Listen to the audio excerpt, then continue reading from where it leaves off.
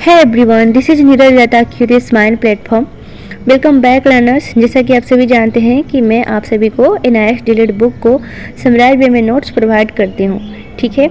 और जैसा कि मैंने पहले भी कहा था कि ये हमारा जो क्लास है ना, ये DSSP के लिए जितना इम्पोर्टेंट है उतना ही ये NVS, KVS और RB टीचर्स के लिए भी इम्पोर्टेंट है, ठीक है। तो बिना देरी किए आज स्टार्ट करेंगे और कुछ मैंने ज़्यादा इंक्लूड किया है इसलिए मैं जल्दी सोचूँ कि ये स्टार्ट करूँ। और हाँ, मैंने कुछ चीज़ें इंग्लिश में काफ़ी बेसिक इंग्लिश यूज किया है ताकि आपको इजी हो समझने के लिए। तो प्लीज़ डोंट वरी, आप इंग्लिश देख के डरिए मत, because we all are belonging to Hindi families, so don't worry. मैंने काफ़ी इजी इंग्लिश यूज किया है। सो स्टार्ट करते हैं। आज का हमारा है यूनिट 5, ठीक है। देखेंगे इसका जो मेन क्या था यूनिट 5 में, जो इम्पोर्टेंट पॉइंट है वो क्या क्या है। इसका जो था यूनिट 5 का स्ट्रेटेजी फॉर UEE, यानी कि क्या बोलते हैं UEE के लिए जो भी स्ट्रेटेजी था उसके बारे में देखेंगे। और चलिए, UEE का फुल फॉर्म क्या होता है? यूनिवर्सलाइजेशन ऑफ एलिमेंट्री एजुकेशन, ठीक है। अब इसका हम एक एक चीज़ देखेंगे कि इसका क्या क्या बात किया गया है। चलिए, थोड़ा सा ये बड़ा होता, चलिए नहीं हो रहा है, देखते हैं इसका मीनिंग क्या था। इसका मीनिंग था कि availability of education everywhere as for needs, यानी कि जो भी है ना बच्चों की आवश्यकता और स्थान के अनुसार सभी स्थानों पर शिक्षा की उपलब्धता, ठीक है। और ये जो उसमें ये भी पॉइंट है कि मतलब जो कि हम लोग जानते हैं कि एलिमेंट्री एजुकेशन में कौन कौन से क्लास के बच्चे आते हैं, तो वो भी इंक्लूड किया है कि एलिमेंट्री एजुकेशन के कौन कौन से बच्चे आते हैं। तो एलिमेंट्री में 2 लोग आते हैं, एक है प्राइमरी और एक है अपर प्राइमरी। प्राइमरी में 1 to 5 क्लास के बच्चे होते हैं और अपर प्राइमरी में 7 से 8 क्लास के बच्चे होते हैं। और देखिए यहाँ पे सेकेंडरी क्लास का मतलब होता है यानी कि 9th से 10th क्लास के बच्चे, और हायर सेकेंडरी का मतलब होता है 11 और 12 क्लास के बच्चे। और ये आपका काम है कि 1 to 5 में कितने साल के बच्चे होते हैं, तो आप लोग नोट कर सकते हैं या फिर मैं लिख सकती हूँ कि 1 to 5 में जो होते हैं ना बच्चे किस एज के होते हैं, तो 6 से 11 ईयर्स के बच्चे होते हैं। और अपर प्राइमरी में 11 से 14 वर्ष के बच्चे होते हैं अपर प्राइमरी में। 9th-10th क्लास में बच्चे 15 से 16 ईयर्स के होते हैं और 11th-12th क्लास के बच्चे 17 से 18 वर्ष के होते हैं, ठीक है। अब देखेंगे इसका एग्जाम्पल्स। जो UEE है ना उसका एग्जाम्पल कि कहाँ कहाँ पे ये मतलब ऐसे UEE कहाँ कहाँ स्टार्ट हुआ था। तो इसका एग्जाम्पल है कि महाराष्ट्र स्टार्टेड साखर schools in 2001।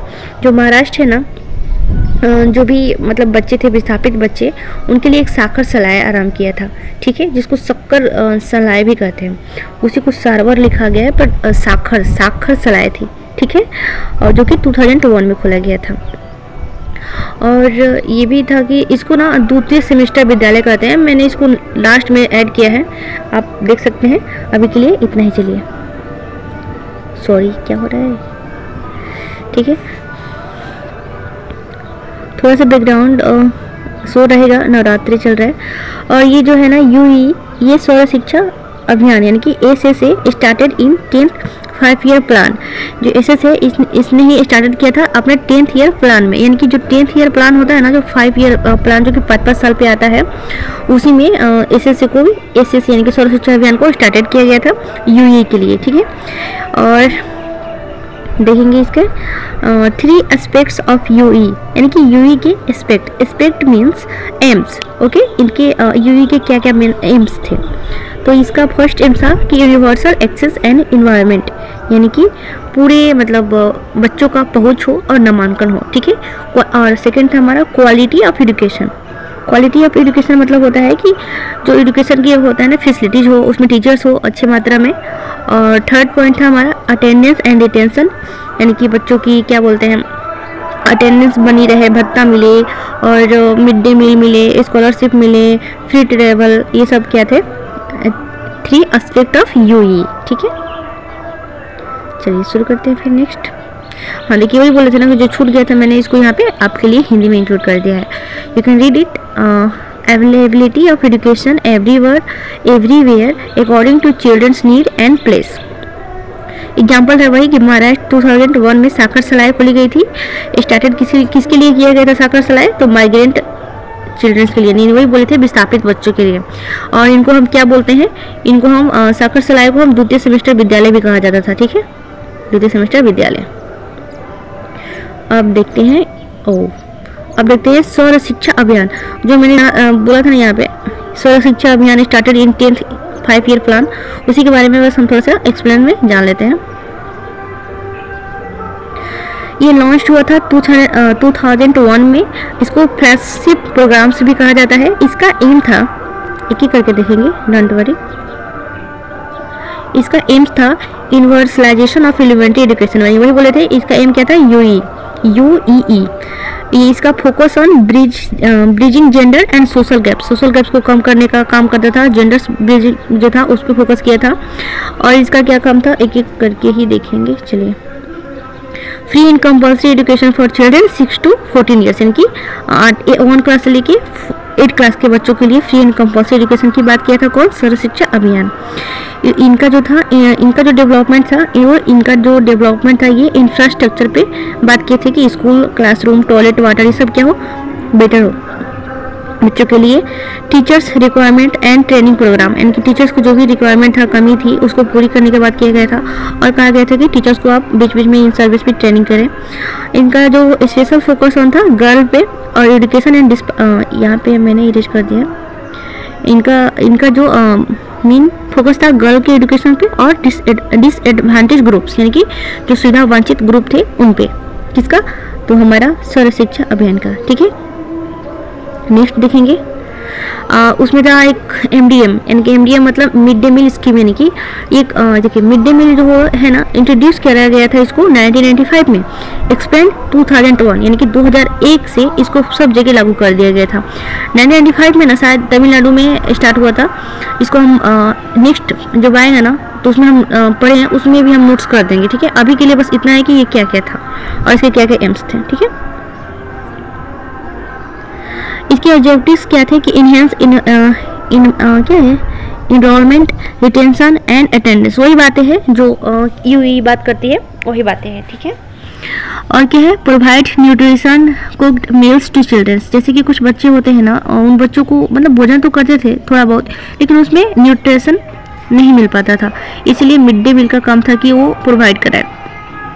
Help tackle classroom hunger and improve nutrition, यानी कि बच्चों का जो भी मतलब हंगर, जैसे कि भूख से टैकल करने के लिए ये हेल्प दिया गया था कि बच्चे जो भूख से मारा मारी मतलब इधर उधर घूमते हैं खाने के लिए, उनको उनसे हेल्प मिले ताकि स्कूल में आए और खाना खाएं। और न्यूट्रिशन को भी इम्प्रूव किया गया था।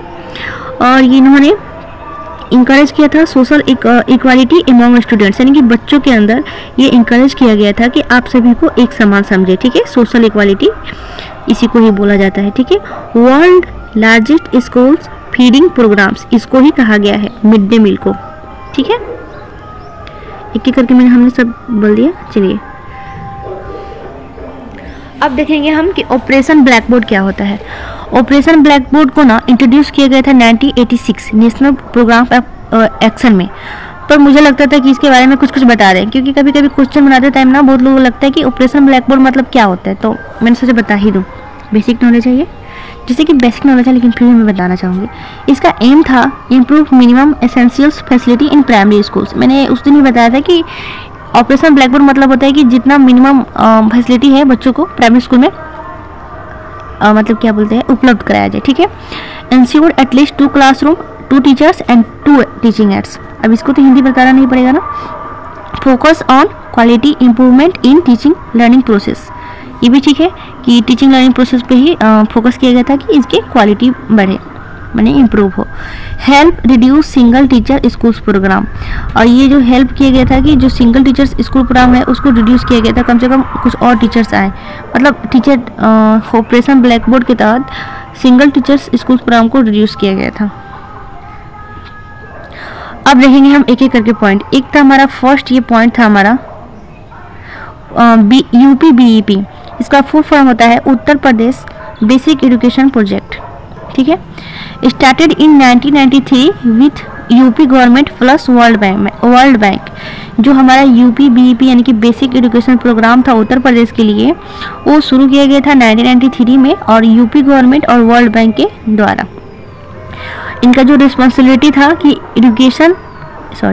इक्वल एजुकेशन अपॉर्चुनिटी, यानी कि सभी के लिए आप इक्वल एजुकेशन अपॉर्चुनिटी दें। Focus on women empowerment, youth and SC/ST। इनका फोकस था कि जो भी है मतलब SC/ST के लिए समान अवसर मिले, महिला सशक्तिकरण हो, यूथ कौशल विकास हो, ठीक है। और एक्टिविटीज़ क्या था कि cultural, communications, science and environment. Implementation in 10 district in 1993 में। देखिए उस टाइम ना यूपी में 63 डिस्ट्रिक्ट थे, उसमें से सिर्फ 10 डिस्ट्रिक्ट में ही लागू किया गया था और बाद में 2003 में 17 डिस्ट्रिक्ट में इसको इम्प्लीमेंटेड किया गया था, ठीक है। अब देखेंगे हमारा बिहार एजुकेशन प्रोजेक्ट, ये हमारा सेकेंड पॉइंट था उसमें का।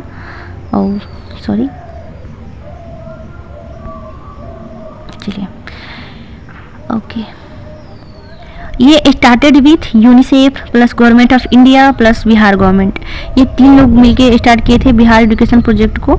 यूनिसेफ जो बच्चों के लिए बनता है, गवर्नमेंट ऑफ इंडिया भी साथ में थी और बिहार गवर्नमेंट भी साथ में था। इसको जो था रिस्पॉन्सिबिलिटी दिया गया था यूपी बेसिक शिक्षा परिषद, यानी कि वही जो हमारा क्या बोलते हैं Uttar Pradesh basic education project है, उसको ये रिस्पॉन्सिबिलिटी दिया गया था कि आप देखेंगे बिहार एजुकेशन प्रोजेक्ट को। फर्स्ट एक्सटर्नली फंडेड प्रोजेक्ट, यानी यही हम जो हमारा बिहार एजुकेशन प्रोजेक्ट है ना, यही हमारा फर्स्ट एक्सटर्नली फंडेड प्रोजेक्ट था, मतलब इसी में सबसे पहले फंड मिला था। 1991-1992 started in 3 district Ranchi, Rohtas, west Champaran. That means 1991 से 1992 में 3 डिस्ट्रिक्ट में बिहार एजुकेशन प्रोजेक्ट को लागू किया गया था और 3 डिस्ट्रिक्ट हैं रांची, रोहतास, वेस्ट चंपारण, ठीक है। और 1992 यानी कि अगले साल ही 1993 में एड्रेस 4 डिस्ट्रिक्ट मोर, 4 डिस्ट्रिक्ट और इंक्लूड किए, यानी कि 7 डिस्ट्रिक्ट में बिहार में। इनका जो अचीवमेंट्स था कि मतलब कि 11,000 क्लासरूम्स हो, 16,000 टीचर्स हो, ECC एंड VEC सेंटर्स हो और फोकस यही था same women empowerment and rural literacy workshop, यानी कि जो भी हमारा गांव का लेवल का साक्षरता है उसको भी बढ़ाए, ठीक है। अब था हमारा ये थर्ड पॉइंट लोक जम्बिस। लोक जम्बिस मतलब होता है जन आंदोलन। स्टार्टेड इन 1992, इसको राजस्थान गवर्नमेंट और प्लस सिडा, यानी कि सिडा में होता है स्वीडन, इसका फुल फॉर्म होता है स्वीडिश इंटरनेशनल डेवलपमेंट अथॉरिटी, यानी कि सिडा, यानी कि स्वीडन में जो काम करते हैं उसके लिए। तो इन दोनों ने मिलके लोक जम्बिस स्टार्ट किया था राजस्थान में। इनका एम्स क्या था, education for all by 2000। Target था कि 80 से 100% लिटरेसी रेट जो है 15 से 35 साल के लोगों में मौजूद हो। Village level school mapping and micro planning. Village level school mapping यानी वही कि कितने किलोमीटर पे कितने प्राइमरी स्टूडेंट के, प्राइमरी स्कूल्स के लिए 1 किलोमीटर एंड अपर प्राइमरी के लिए 3 किलोमीटर, यानी यही सब होता है स्कूल मैपिंग और माइक्रो प्लानिंग। और किस एरिया में होना चाहिए, कहाँ पे, यहाँ पे शांत वगैरह हो, जो भी है वो क्या काम, किसका काम था, ये लोक जम्बिस का, ठीक है। और इनकी एक्टिविटीज़ क्या थे कि hostel for tribal childrens, women education centres और हेल्थ प्रोग्राम स्टार्ट किए गए थे। और स्पेशल इवेंट्स लाइक परमिशो and RPM meetings. RPM meetings मतलब होता है रिव्यू प्लानिंग मीटिंग, यानी कि जो हर महीने में ब्लॉक लेवल पे किया गया था, ठीक है। चलिए नेक्स्ट देखेंगे अपना पॉइंट शिक्षा कर्मी प्रोजेक्ट, जो कि आप सभी जानते हैं। और ये शिक्षा कर्मी पहले राजस्थान में स्टार्ट हुआ था। तो started in 1987 in Rajasthan with SIDA, ये भी सिडा की हेल्प से ही राजस्थान ने स्टार्ट किया था। राजस्थान का जितना सारा अभी तक देखिए एक्टिविटी सिडा के हेल्प से ही हो रहा है। सिडा यानी कि स्वीडन का जो इंटरनेशनल डेवलपमेंट अथॉरिटी था, ठीक है। मेन प्रॉब्लम था कि टीचर एब्सेंट, हाँ इसका जो मेन प्रॉब्लम था ना शिक्षा कर्मी का खोलने का, मतलब प्रॉब्लम नहीं, कारण था ना कि जो टीचर्स थे ना बहुत ज़्यादा एब्सेंट करते थे। और एब्सेंट इसलिए करते थे कि कहीं के टीचर को कहीं भी ट्रांसफ़र किया, मतलब ज्वाइन करा दिया जाता था। तो इन्होंने एक आइडिया निकाला कि रिक्वायर्ड 1 लोकल टीचर्स प्लस 2 शिक्षा कर्मी पर स्कूल्स। दैट मीन्स जो ट्रेन है ना 1 टीचर, उनके साथ 2 शिक्षा कर्मी टीचर को आप स्कूल में लाइए। दो शिक्षाकर्मी जो वही नेबर्स स्कूल्स जो नेबर्स स्कूल के जो नेबर्स होते हैं उनमें कोई भी अच्छा पढ़ा लिखा हो जो स्कूल के नज़दीक हो, उनको शिक्षाकर्मी में टीचर्स बना दिया गया था। Monitoring twice a year by SIDA. SIDA जो है ना साल में 2 बार, यानी कि मान लीजिए 6 मंथ पे इसको मॉनिटरिंग करता था। ठीक है। Activities, day centres, night schools, women training centre, same thing. Integrated approach, focus on disable childrens, यानी कि वही ये जो शिक्षाकर्मी प्रोजेक्ट था इसका मतलब था कि इंटीग्रेटेड प्रोजेक्ट हो और फोकस था कि डिजेबल चिल्ड्रन यानी कि सुधार वंचित बच्चों पे ज़्यादा फोकस था। अब कुछ नहीं है, अब वही मैंने बोला था ना कि कुछ कुछ पॉइंट मैंने छोड़ दिया होगा यूपी, बीएपी और बिहार के लिए, तो मैंने सोचा कि इसको हिंदी और इंग्लिश दोनों को इंक्लूड करके यहाँ पे लिख दूँ। ठीक है। यही जो मैंने वहाँ पे छोड़ दिया था कि 63 डिस्ट्रिक्ट में 10 और इधर इतना सारा है, सब पढ़ सकते हैं, सब सेम ही थिंग है। You can read it. Okay, so next video में कल मिलेंगे नेक्स्ट टॉपिक के साथ यूनिट 5 में ही। तब तक के लिए टिल देन बाय। और हाँ, प्लीज़ अगर आप सभी को अच्छा लग रहा है तो सब्सक्राइब करके जुड़ सकते हैं, क्योंकि आप ही का फ़ायदा है। और मैं कोशिश करूँगी कि मेरा बैकग्राउंड प्रॉब्लम है ठीक हो जाए। Till then bye. और यू कैन स्क्रीनशॉट, अगर आपसे ये भी करना है कि आप प्लीज़, अगर आप कोई भी देख रहे हैं तो प्लीज़ बताइए कि इसका नोट्स कहाँ प्रोवाइड कराएं, क्योंकि मैंने सारे नोट्स रखे हैं। ठीक है। Till then bye.